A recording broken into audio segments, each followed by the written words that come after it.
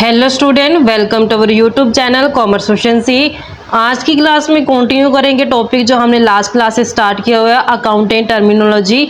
5 terms को हम already last class में कवर कर चुके हैं। अगर अभी तक आपने लास्ट क्लासेस नहीं देखी ताकि आपकी स्टडी में कंसिस्टेंसी बनी रहे। अगर अभी तक आपने मेरे यूट्यूब चैनल कॉमर्स एफिशिएंसी को सब्सक्राइब नहीं कर, सब्सक्राइब कीजिए और बेल आइकन जरूर प्रेस कीजिए ताकि जब भी मैं न्यू वीडियोस अपलोड करूं सबसे पहले नोटिफिकेशन आपके पास आए, आप वीडियोस को देखकर आपकी स्टडी बूस्टअप हो। कवर करते हैं। नेक्स्ट हमारे पास टर्मिनोलॉजी बनती है अकाउंटिंग के अंदर लायबिलिटी। लायबिलिटी क्या होती है कि जब बिजनेस ने आउटसाइडर का पैसा देना होता है तो उसे लायबिलिटी अराइज हो जाती है। जैसे क्रेडिटर्स को जो पे किया जाएगा बिजनेस द्वारा वो बिजनेस के लिए लायबिलिटी है। एग्जाम्पल के लिए समझते हैं इसको। बिजनेस ने परचेज किया raw material. Business raw material को परचेज करके लेके आया किस पे? उधार पे। तो जब बिजनेस ने परचेज किया रॉ मटेरियल उधार पे, मान लेते हैं कि ए से खरीदा है, तो ए क्या कहलाएगा? बिजनेस के लिए क्रेडिटर कहलाएगा, क्योंकि बिजनेस ने आज इसे उधारा सामान खरीदा है तो जो पैसे हैं वो इसको पे करने पड़ेंगे। बिजनेस पे करेगा पैसा जो ए है। तो क्रेडिटर्स क्या हो गई है? लायबिलिटी हो गई है बिजनेस के पॉइंट ऑफ व्यू से। ऐसे नेक्स्ट एग्जांपल लेते हैं बैंक ओवरड्राफ्ट का। बैंक ओवरड्राफ्ट में क्या होता है कि जितना बैंक अकाउंट में पैसा होता है, जब उससे ज़्यादा पैसा विदड्रॉ कर लिया जाता है बिजनेस द्वारा तो उसे बैंक ओवरड्राफ्ट बोलते हैं। तो जो ये फैसिलिटी दी जाती है बैंक द्वारा वो ओवरनाइट की दी जाती है, यानी कि बहुत ही कम टाइम पीरियड के लिए दी जाती है। तो जो बैंक ओवरड्राफ्ट है वो भी बिजनेस के पॉइंट ऑफ व्यू से क्या है? लायबिलिटी है। इसी तरीके से जो बिल्स पेबल हो गए हैं और इसके अलावा जो क्रेडिटर्स हैं, क्रेडिटर्स हो गए, अनपेड वेजेस हो गई है। अनपेड वेजेस ये कौन सी वेजेस होती है कि जब बिजनेस ने काम तो करवा लिया लेकिन जो वेज है अभी तक पे नहीं की गई है, तो वेज क्या है? अनपेड है। तो वेज पे करनी पड़ेगी बिजनेस को, तो ये क्या कहलाएगी? उसके लिए बिजनेस के पॉइंट ऑफ व्यू से लायबिलिटी कहलाएगी। तो लायबिलिटी में कौन कौन से आते हैं? क्रेडिटर्स आते हैं, बैंक ओवरड्राफ्ट आ जाते हैं, बिल्स पेबल्स, अनपेड वेजेस। इस तरीके से हमारे पास ये लायबिलिटी बनती है। आगे लायबिलिटी हम कैसे कैलकुलेट करते हैं तो हम इसे समझते हैं कि जब हम बैलेंस शीट बनाते हैं तो बैलेंस शीट में 2 साइड होती है। एक होती है लायबिलिटी साइड, दूसरी होती है असेट साइड। असेट साइड में यहाँ पे current asset, non current asset, यहाँ पे लायबिलिटी और यहाँ पे कैपिटल इस तरीके से दिखाई जाती है। तो हमने जब लायबिलिटी कैलकुलेट करनी है तो कैसे कैलकुलेट कर सकते हैं? जब मैं असेट में से कैपिटल माइनस कर दूं तो मेरे पास बैलेंस की चीज़ का आ जाएगा? लायबिलिटी का आ जाएगा। तो लायबिलिटी को कैलकुलेट करने की स्टेटमेंट जो होती है असेट्स माइनस में कैपिटल होता है। तो जब मैं असेट में से कैपिटल माइनस कर दूंगी तो मेरे पास है जो लायबिलिटी आ जाएगी। लायबिलिटी को भी आगे फर्दर डिवाइड किया गया 2 मेन पार्ट में। एक होती है इंटरनल लायबिलिटी और दूसरी होती है एक्सटर्नल लायबिलिटी। नाम से क्लियर है, इंटरनल यानी कि जो बिजनेस के अंदर जो पैसा पे करना है उसे इंटरनल लायबिलिटी कहते हैं। ये कौन सा अमाउंट होता है जो पे किया जाएगा प्रोप्राइटर को? जो पैसा प्रोप्राइटर को देना है, जो ओनर को देना है पैसा, वो क्या कहलाएगा? इंटरनल लायबिलिटी कहलाएगा। इसमें शामिल की जाती है कैपिटल और अक्यूमुलेटेड प्रॉफिट। अक्यूमुलेटेड प्रॉफिट ये वो प्रॉफिट होते हैं जो इकट्ठे हुए होते हैं, प्रॉफिट जिनका यूज़ है जो अभी तक नहीं किया गया। प्रॉफिट क्या गया? वो इकट्ठे हो चुके हैं और बाद में ये किसकी मतलब बिजनेस की लायबिलिटी बनती है इंटरनल। वहीं एक्सटर्नल लायबिलिटी नाम से क्लियर है, जब बिजनेस पे करेगा आउटसाइडर को, यानी कि बिजनेस के आउटसाइडर पार्टीज को जो पैसा दिया जाता है वो एक्सटर्नल लायबिलिटीज़ में आ जाते हैं। जैसे क्रेडिटर्स हो गए हैं, बीपी हो गया और लोन्स हो गए। तो ये लायबिलिटी कौन सी होती है? External liability. आगे फर्दर लायबिलिटीज को क्लासीफाई किया जाता है दो मेन पार्ट के अंदर। कौन सी होती है? एक होती है नॉन करंट लायबिलिटी और दूसरी होती है करंट लायबिलिटी, जिसे हम शॉर्ट टर्म लायबिलिटी भी बोलते हैं। जो नॉन करंट लायबिलिटी होती है, नाम से क्लियर है, नॉन करंट, यानी कि जो इसका टाइम पीरियड रहता है वो 1 साल से ज़्यादा का रहता है। ऐसी लायबिलिटी जिसकी पेमेंट 1 साल के बाद पे की जाएगी, जिसमें हम शामिल करते हैं लॉन्ग टर्म लोन्स को और डिबेंचर्स को। जो डिबेंचर और लॉन्ग टर्म लोन होते हैं, इनका पैसा लंबे टाइम तक इस्तेमाल किया जाता है बिजनेस द्वारा और बाद में इसको रीपे कर दिया जाता है। तो जो लॉन्ग टर्म लोन और जो डिबेंचर हैं, इनका पैसा 1 साल से ज़्यादा टाइम तक यूज़ किया जाता है, जिस कारण से इसे नॉन करंट बोला जाता है। अब करंट लायबिलिटी कौन सी होती है? ये वो लायबिलिटी होती है जिसे विद इन 1 ईयर, 1 साल के अंदर अंदर पे करना होता है बिजनेस के द्वारा। इसमें शामिल किए गए बैंक ओवरड्राफ्ट, बैंक ओवरड्राफ्ट के अलावा bills payable, creditors, outstanding expense और शॉर्ट टर्म लोन। तो जो ये लायबिलिटीज होती है, ये करंट लायबिलिटी होती है, शॉर्ट टर्म लायबिलिटी होती है। इसकी पेमेंट बिजनेस को एक अकाउंटिंग ईयर के अंदर अंदर कर देनी पड़ती है। नेक्स्ट टर्मिनोलॉजी आती है असेट। असेट्स किसे कहते हैं? तो बिजनेस की असेट वो होगी जिसका बिजनेस के पास पोजेशन है। पोजेशन क्या है? कि फिजिकली प्रेजेंट है असेट बिजनेस के अंदर, और उसकी जो ऑनरशिप है, जो उसका अधिकार है, वो भी बिजनेस के पास है, तो उसे हम असेट बोलते हैं। तो यहाँ पे अगर हम सिंपल वर्ड में बात करें तो असेट क्या होते हैं? Anything which will enable a business enterprise to get cash और a benefit in future is an asset. यानी कि कुछ भी ऐसा असेट बिजनेस के अंदर है जिसका बेनिफिट बिजनेस क्या करेगा? फ्यूचर में लेगा, लंबे टाइम तक लेगा। इसमें असेट्स में शामिल किए जाते हैं कैश एंड बैंक बैलेंस को, stock, furniture, machinery, land and building, bill receivables, money owned by debtor are all asset. ये क्या है? हमारे पास सभी असेट्स होती हैं। डेफिनेशन क्या है असेट की? Assets are valuable resource owned by business which are acquired at a measurable money cost. ये गिवन है डेफिनेशन प्रोफेसर RN एंथनी द्वारा। कहते हैं कि असेट एक ऐसा वैल्यूएबल रिसोर्स होता है जिसके ऊपर बिजनेस का अधिकार होता है और जिसको मेजर कर सकते हैं मनी की कॉस्ट में, यानी कि उसको हम मनी के टर्म में क्या कर सकते हैं? मेजर कर सकते हैं। फिने एंड मिलर कहते हैं कि asset are future economic benefit the rights of which are owned और कंट्रोल बाय द ऑर्गेनाइजेशन और इंडिविजुअल। कि असेट ऐसी असेट जिसका फ्यूचर में इकोनॉमिक बेनिफिट ले बिजनेस, यानी कि जिसका इस्तेमाल करके बिजनेस फ्यूचर के अंदर पैसा कमाए और उस असेट के ऊपर बिजनेस का क्या है? अधिकार है, उसकी ऑनरशिप है, उसका कंट्रोल है। ये डेफिनेशन के बेस पे मेन 3 कैरेक्टरिस्टिक्स है जो यहाँ पे असेट्स की आती हैं कि रिसोर्स क्या होना चाहिए? वैल्यूएबल होना चाहिए। अगर रिसोर्स वैल्यूएबल है तो हम उसे असेट्स बोलेंगे। रिसोर्स है जो ऑन बाय बिजनेस, बिजनेस के द्वारा ऑनरशिप होनी चाहिए, यानी कि ऑनर है जो बिजनेस होना चाहिए, अधिकार है जो असेट के ऊपर वो बिजनेस का होना चाहिए। The resources must be acquired at a measurable money cost.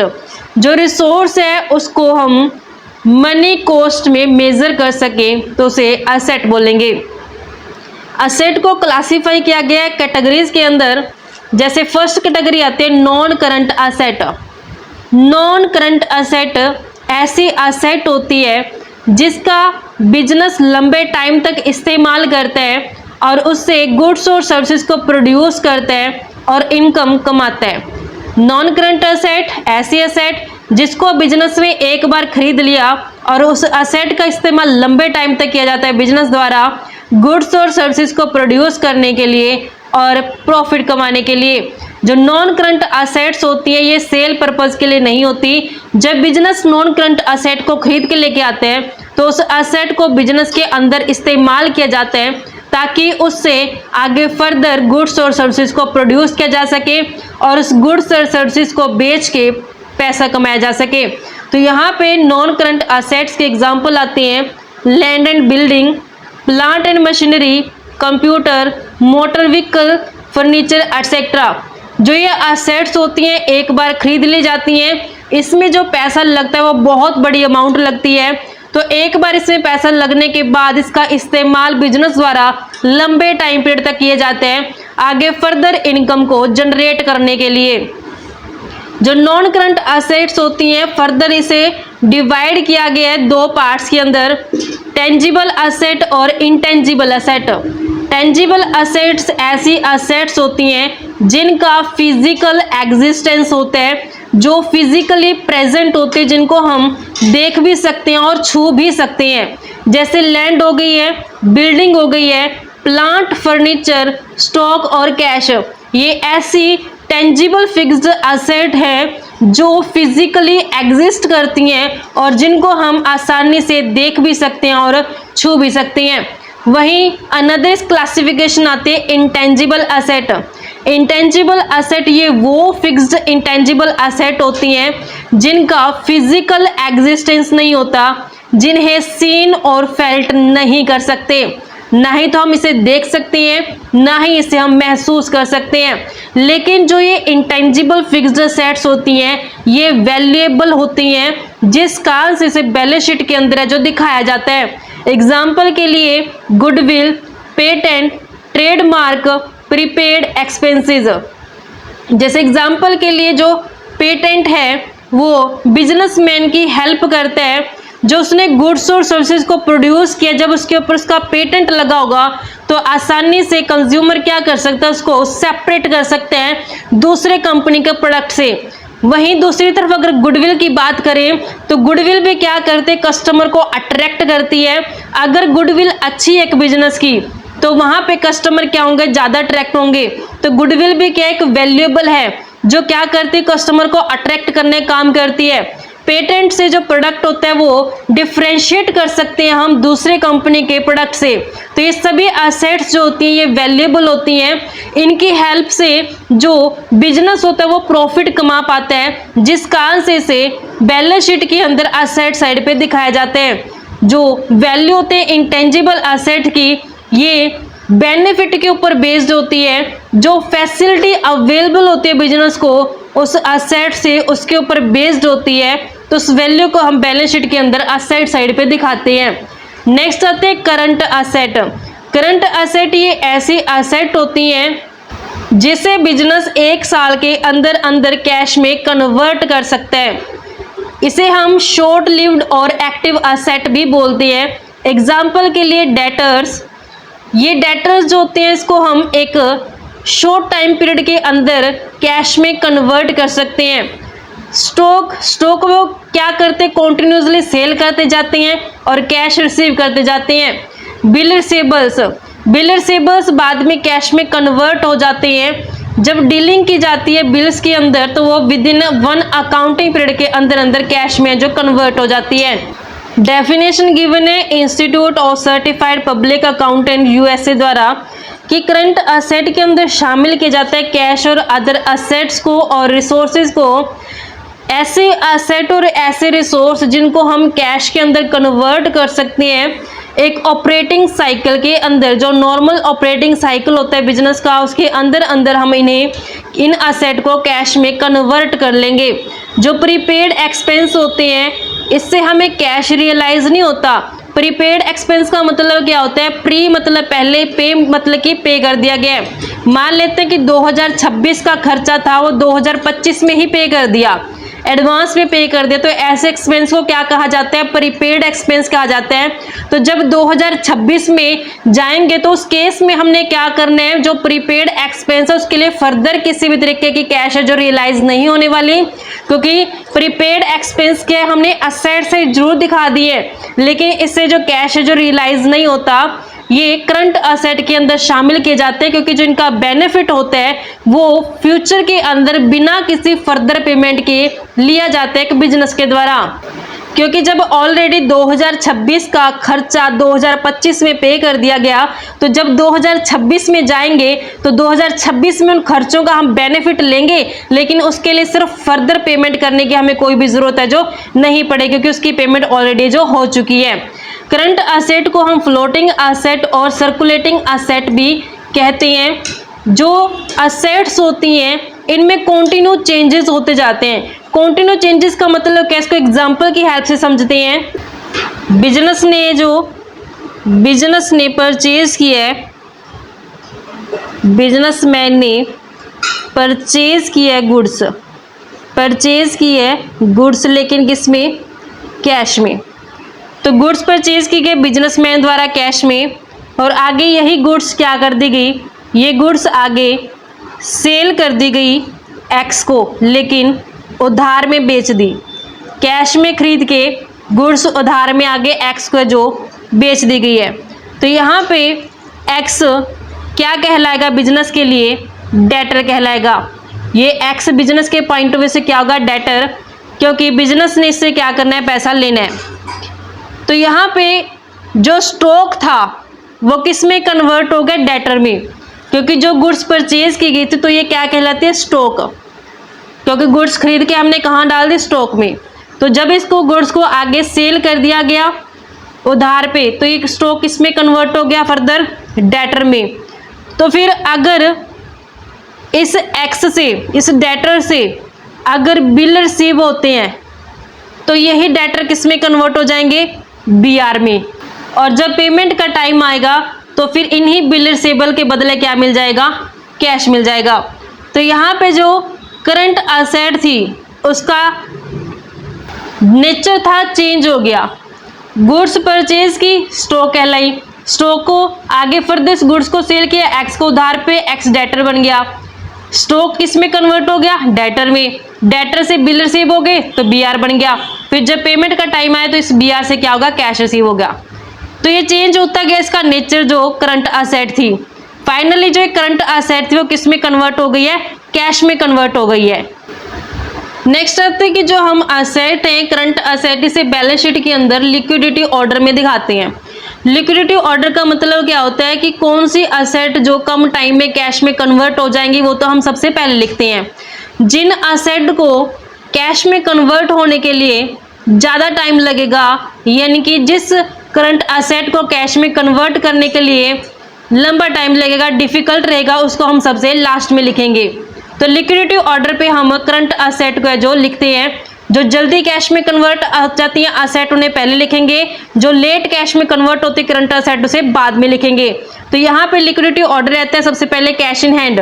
Cash in hand जो हमारे हाथ में होती है, कैश उसे बोलते हैं। तो ये लिक्विडिटी इसमें पूरी पाई जाती है, क्योंकि जैसे यूज़ करने के टाइम आते तो आसानी से मैं इसको यूज़ कर सकती हूँ, क्योंकि ये कैश मेरे हाथ में ही है। दूसरी आती है कैश बैंक, जो बैंक में पैसा होता है। BR, short term investment, debtor, stock और प्रीपेड एक्सपेंस। इस तरीके से हम इसे लिक्विडिटी ऑर्डर के अंदर जो करंट असेट्स को बैलेंस शीट के अंदर दिखाते हैं। जो स्टॉक इन्वेस्टमेंट होती है ये बैलेंस शीट के अंदर दिखाई जाती हैं कॉस्ट और रियलाइजेबल वैल्यू में से जो कम होगा, यानी कि जो स्टॉक होगा, जो इन्वेस्टमेंट होगा, जब इसे हम बैलेंस शीट में दिखाएंगे तो जिसका वैल्यू कैसे कैलकुलेट करेंगे। अगर हमें कॉस्ट और रियलाइजेबल वैल्यू दोनों गिवन है तो इन दोनों में जो कम वैल्यू होगी उसको हम बैलेंस शीट के अंदर दिखा देंगे। वहीं जो बीआर होते हैं, डेटर्स होते हैं, इन्हें एस्टिमेटेड रियलाइजेबल वैल्यू पे दिखाया जाता है, कि एस्टिमेट लगाते हैं कि कितना किससे अमाउंट है जो रियलाइज हो सकता है। वहीं जो कैश इन हैंड और जो कैश इन बैंक होते हैं वो एक्चुअल फिगर में दिखाई जाती है। नेक्स्ट आती है हमारे पास लिक्विड असेट। लिक्विड असेट ये ऐसी असेट होते हैं जिनको हम बिल्कुल क्विकली कैश के अंदर कन्वर्ट कर सकते हैं, बिल्कुल ही कम टाइम के अंदर इसे हम कैश में कन्वर्ट कर सकते हैं। जैसे एग्जाम्पल के लिए cash, BR, short term investment, debtors, accrued income etcetera. तो ये ऐसी असेट होते हैं जो लिक्विड फॉर्म में होती है, इसको हम आसानी से कैश में कन्वर्ट कर सकते हैं बिना किसी फर्दर लॉस के। अगर प्रीपेड एक्सपेंस और क्लोजिंग स्टॉक एक्सक्लूड किए गए करंट असेट में से तो वो जो बैलेंस बच जाएगा वो लिक्विड असेट का आएगा। यानी कि अगर मैं असेट्स में से माइनस कर दूं प्रीपेड एक्सपेंस और क्लोजिंग स्टॉक को, तो मेरे पास जो बैलेंस किस चीज़ का आ जाएगा, लिक्विड असेट का आ जाएगा। तो लिक्विड एसेट को हम कैसे कैलकुलेट कर सकते हैं? करंट एसेट्स में से माइनस करके प्रीपेड एक्सपेंसेस को और क्लोजिंग स्टॉक को। नेक्स्ट आते हैं फिक्टिशियस और नॉमिनल एसेट।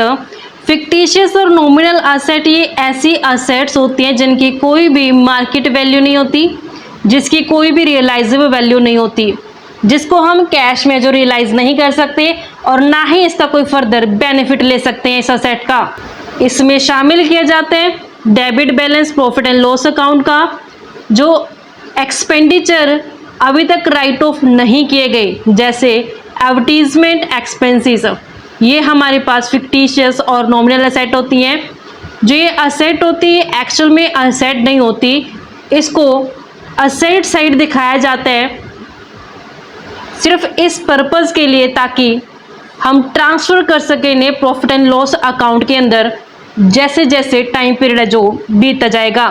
यानी कि ये ऐसी मतलब कि एसेट्स होती हैं जिसको हम एसेट साइड दिखाते ज़रूर हैं, लेकिन किस मकसद से दिखाते हैं? ताकि इन्हें हम ट्रांसफ़र कर सकें प्रॉफिट एंड लॉस अकाउंट में। हर साल थोड़ा थोड़ा इसको क्या किया जाता है? राइट ऑफ किया जाता है। जैसे जो एडवर्टीजमेंट एक्सपेंस होती है, एडवर्टीजमेंट का खर्चा लाखों में होता है, एक ही बार में जो बिजनेस द्वारा पे कर दी जाता है, लेकिन इसका बेनिफिट लंबे टाइम तक मिलता है। तो अगर एडवर्टीजमेंट एक्सपेंस को जिस साल किया गया है उसी साल चार्ज कर लिया जाएगा प्रॉफिट एंड लॉस से, तो जो पूरी प्रॉफिटेबिलिटी है बिजनेस की वो डगमगा जाएगी, जिस कारण से इस एडवर्टीजमेंट एक्सपेंस को डिवाइड कर दी जाता है उतने नंबर ऑफ ईयर्स में जितने साल इसे क्या किया जाता है, मतलब कि बेनिफिट ले जाता है। तो हर साल जो बैलेंस चार्ज किया जाएगा वो प्रॉफिट एंड लॉस अकाउंट में दिखा देंगे। जो अनरिटन पोर्शन होगा, जो अभी तक राइट ऑफ नहीं किया जाएगा पोर्शन, वो हमने बैलेंस शीट के अंदर एसेट साइड दिखा देना होता है। तो इस तरीके से बच्चों हमारे पास ये कंसेप्ट बनता था लायबिलिटी और एसेट का। आई होप आपको क्लियर हो गया है। नेक्स्ट क्लास में इसकी जो अनदर टर्म्स हैं वो कवर करेंगे। ऐसे ही रेगुलर क्लासेस के लिए आप मेरे यूट्यूब चैनल कॉमर्स प्रोficiency को सब्सक्राइब करें, बेल आइकन जरूर प्रेस करें ताकि जब भी मैं न्यू वीडियोस अपलोड करूं सबसे पहले नोटिफिकेशन आपके पास जाए, आप वीडियोस को देखकर आपकी स्टडी बूस्ट अप हो।